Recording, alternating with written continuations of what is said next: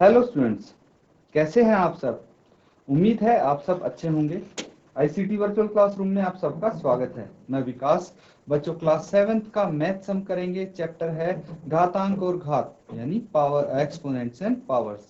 चलिए बच्चों, सीधा हम क्वेश्चन स्टार्ट करते हैं। जो आपको होमवर्क के लिए दिया गया था क्वेश्चन, वो देखिए बच्चों। आपको संख्याओं की तुलना करनी है। जो नीचे दी गई संख्याएं हैं, मैंने आपको हिंट भी दिया था बच्चों कि आपको बिना सॉल्व किए ही आप पता लगा सकते हैं कि कौन सी संख्या बड़ी है और कौन सी छोटी।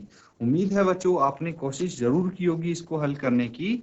चलिए इसको सॉल्व करके देखते हैं। अब सबसे पहले है 2.7 इंटू 10⁻12 और है 1.5 इंटू 10⁻8। मैंने आपको एक सिंपल सी चीज बोली थी कि मुझे ये बताइए कि भाई एक तो है 10, ठीक है, एक तो है 10।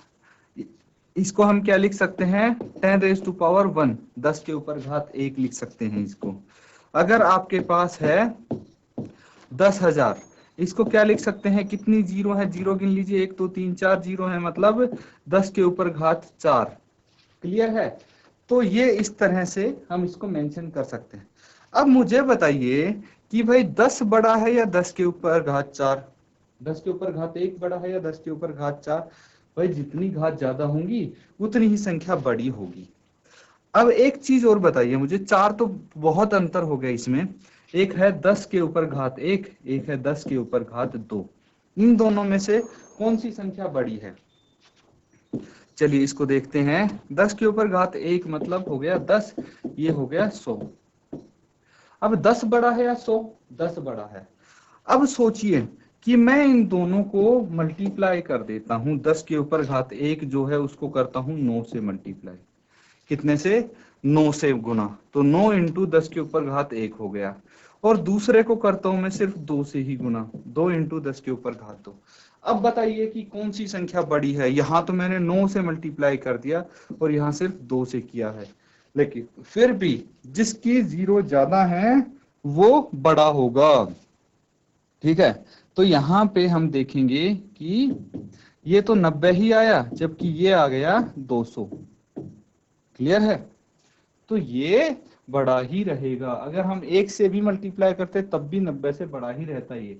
इसी तरह से अब देखिए यहां पे हम कैसे पता लगा सकते हैं कि भाई एक तो है 10 के ऊपर घात 12, मतलब 10 की पावर 12। कितनी जीरो आएंगी एक के आगे? एक के आगे 12 जीरो है भाई यहाँ तो। और यहाँ पे हैं सिर्फ 8 जीरो। तो कितनी जीरो का फर्क है? 4 जीरो का फर्क है। मतलब ये नंबर तो बहुत बड़ा हो गया इससे। अब तुम 1.5 से इसको मल्टीप्लाई कर लो और 2.7 से इसको कर लो। तो भाई ये देखिए, इसको बड़े नंबर से भी मल्टीप्लाई किया गया है। हालांकि अगर इसको हम छोटे नंबर से इसको बड़े नंबर से मल्टीप्लाई करते तब भी ज्यादा फर्क नहीं पड़ता, अनटिल एंड अनलेस ये नंबर बहुत बड़ा होता। तो मतलब 4 डिजिट या उससे बड़ा होता। तो इसीलिए हम सीधा सीधा बोल सकते हैं कि भाई जिस पे 10 की घात 12 है वो संख्या बड़ी होगी। इसी तरह से सेकंड पार्ट करेंगे, तो इसको नोट डाउन कर लीजिए और सेकंड पार्ट को सॉल्व कीजिए स्टूडेंट्स आप।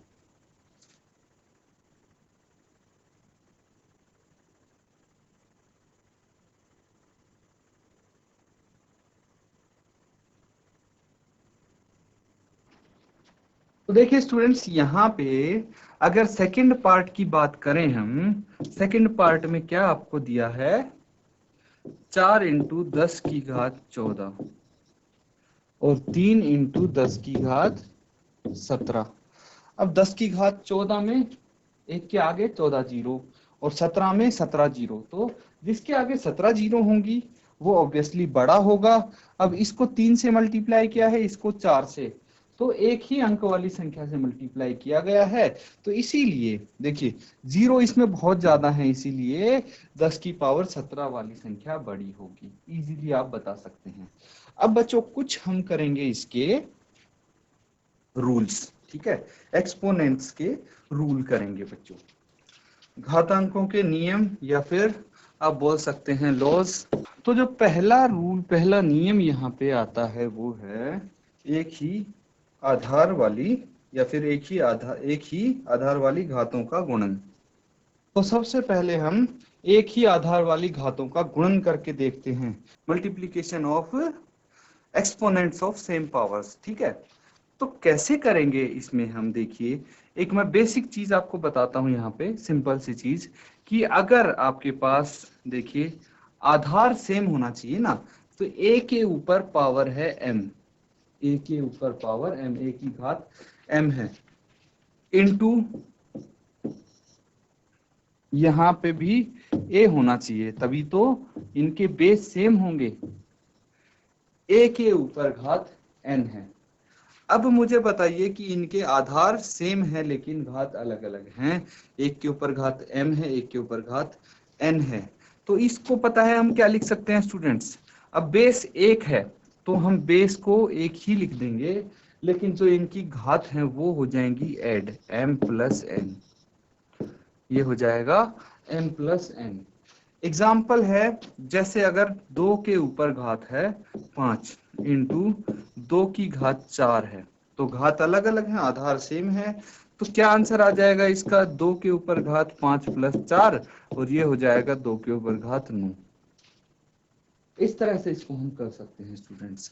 अब देखिए ये तो हो गया अगर आपका आधार सेम है, लेकिन मतलब मल्टीप्लाई कर रहे हैं, तो अगर हम डिवीजन करेंगे तो क्या होगा, मतलब a के ऊपर घात m है, इसको भाग कर देंगे a के ऊपर घात n से, तो क्या आंसर आएगा, तो क्या लिख सकते हैं हम, इसको लिख सकते हैं स्टूडेंट्स a के ऊपर घात m माइनस n। बस इतना ही फर्क आएगा कि अगर ये दोनों आपस में मल्टीप्लाई हो रहे हैं तो घात हो जाएंगी ऐड, योग हो जाएगा उनका, अगर ये डिवाइड हो रहे हैं, भाग हो रहे हैं, तो घातों को हम घटा देंगे।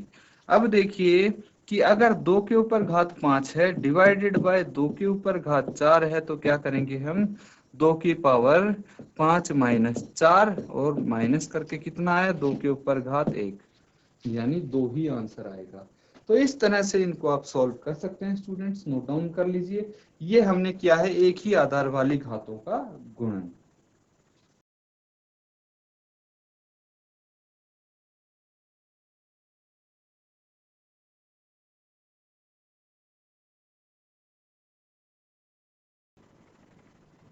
तो स्टूडेंट्स ये सबने नोट डाउन कर लिया, अगर कोई आपको डाउट है तो अपना डाउट क्लियर कर लीजिए बच्चों, साथ साथ पूछ सकते हैं कुछ भी अगर आप पूछना चाहते हैं तो। अब हम करेंगे एक घात की घात लेना, मतलब कोई पावर है उसकी भी पावर कैसे लेते हैं, जैसे कि a है, a की पावर m है, और अगर हम इसकी भी पावर n लेंगे तो क्या होगा, इस केस में हम बच्चों पावर्स को मल्टीप्लाई कर देते हैं, a की पावर m इंटू n।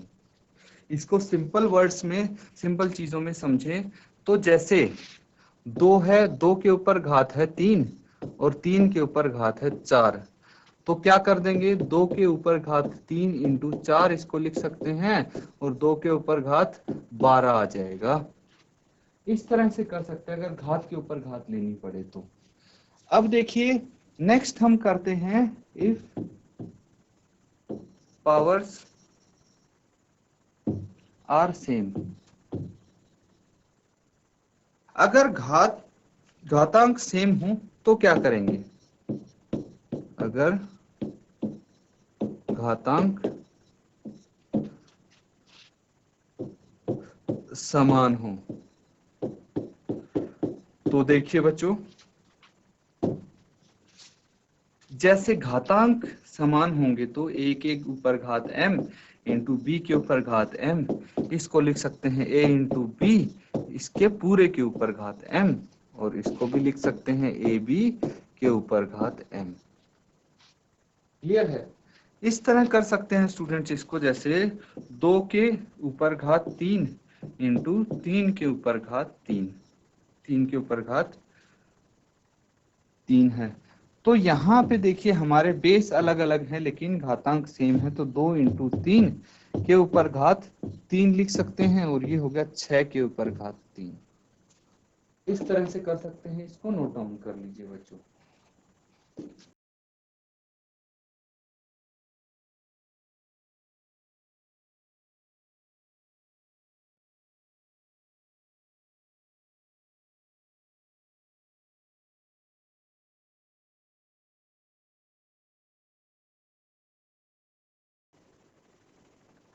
तो देखिए स्टूडेंट्स, यहाँ पे मल्टीप्लीकेशन था, अगर यहाँ पे एडिशन होता a के ऊपर घात m डिवाइडेड बाय b की घात m, तो इसको हम क्या लिख सकते थे, इसको लिख सकते थे बच्चों a बटे b की घात m। इसको फ्रैक्शन में लिख लेंगे बच्चों, अगर डिवाइड हो तो इस तरह से आपके ये रूल्स यहाँ पे बताए हैं मैंने बच्चों। कुछ एक रूल और है बच्चों इसका, कि अगर किसी की घात 0 हो तो क्या करेंगे, ये चीज और हम यहाँ पे डिस्कस करना चाहते हैं।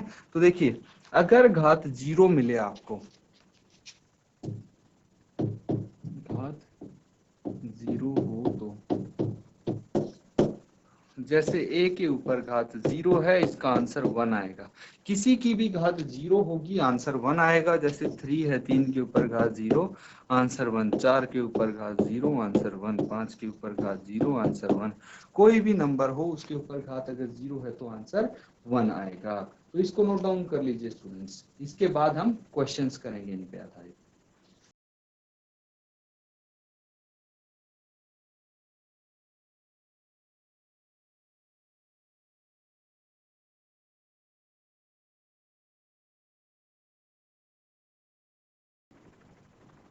तो स्टूडेंट्स क्वेश्चन करेंगे आप। तो स्टूडेंट्स ये क्वेश्चन है, इसके काफी सारे पार्ट्स हैं, फिलहाल मैंने एक पार्ट लिखा है आपके लिए। इसमें क्या करना है आपको, देखिए कुछ आपको यहाँ पे एक्सपोनेंट्स दिए गए हैं, तो इनको आपको सॉल्व करना है। ठीक है, कैसे आप घातांकियों के नियमों का प्रयोग करते हैं और फिर सॉल्व करते हैं, ये यहाँ पे देखना है स्टूडेंट्स।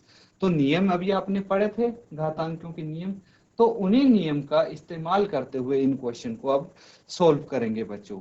तो जल्दी से देखिए कि यहाँ पे कौन सा रूल, कौन सा नियम लग रहा है और उसकी मदद से क्या आंसर आता है बच्चों। जल्दी से सॉल्व कीजिए इसको।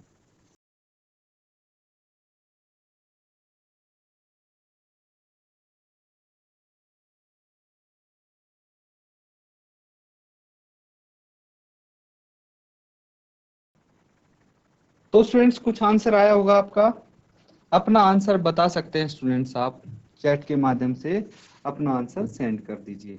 देखिए इसको हम कैसे सॉल्व करेंगे वो यहाँ पे आप देख सकते हैं। आपने एक रूल पढ़ा था, a की पावर m इंटू ए की पावर n। अगर बेस सेम है, आधार सेम है और मल्टीप्लाई कर रहे हैं इनको, तो क्या कर सकते हैं हम पावर्स को कर देंगे ऐड, इनके जो घातांक है उनको ऐड कर देंगे बच्चों।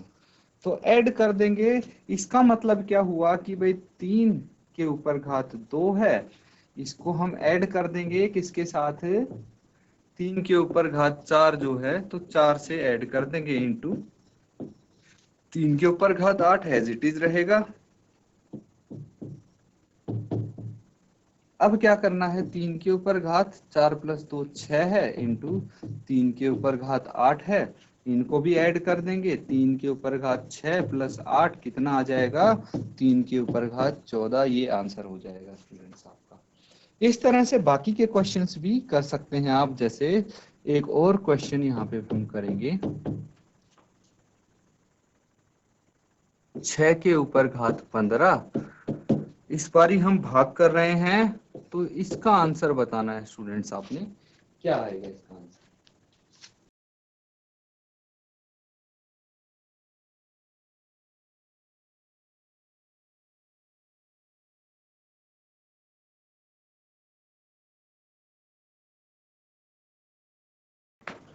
तो स्टूडेंट्स इसको भी सॉल्व कर लेते हैं।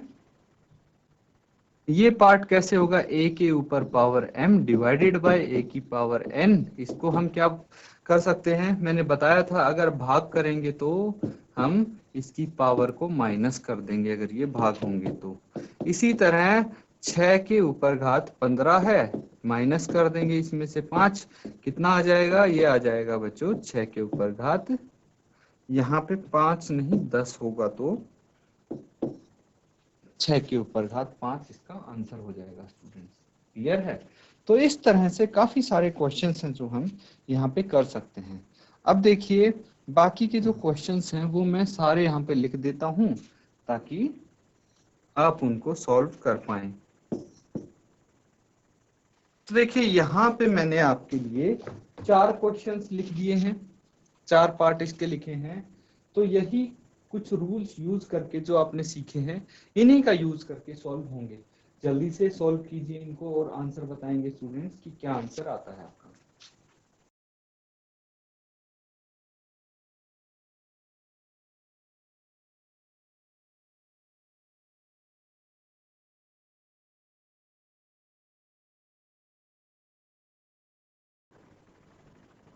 तो देखिए स्टूडेंट्स, यहाँ पे हम 1 बाय 1 इनको सॉल्व करने की कोशिश करेंगे। थर्ड पार्ट है, तो थर्ड पार्ट में आपको देख सकते हैं a की पावर 3 इंटू a की पावर 2 दिया गया है। तो कौन सा रूल लगेगा, बेस इनका सेम है, तो a की पावर m इंटू a की पावर n, यही रूल है। a की पावर m प्लस n हो जाएगा, इसीलिए यहाँ पे आप बोल सकते हैं a की पावर 3 प्लस 2 कितना आ जाता है, a की पावर 5। फोर्थ क्वेश्चन दिया है 7 पावर x इंटू 7 पावर 2, और इसको आपने फॉर्मूला कौन सा लगाना है, a की पावर m इंटू a की पावर n, ये हो जाएगा a की पावर m प्लस n। तो इसी तरह से 7 की पावर x प्लस 2, ये आंसर हो जाएगा। ठीक है, x और 2 को ऐड नहीं कर सकते हम, तो इसी तरह से लिखना पड़ेगा।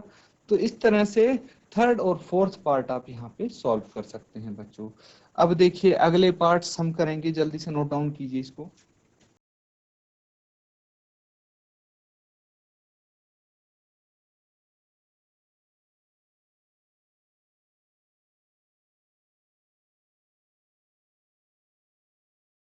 अब देखिए स्टूडेंट्स, एक पार्ट और इसका हम यहाँ पे सॉल्व करेंगे, फिफ्थ पार्ट।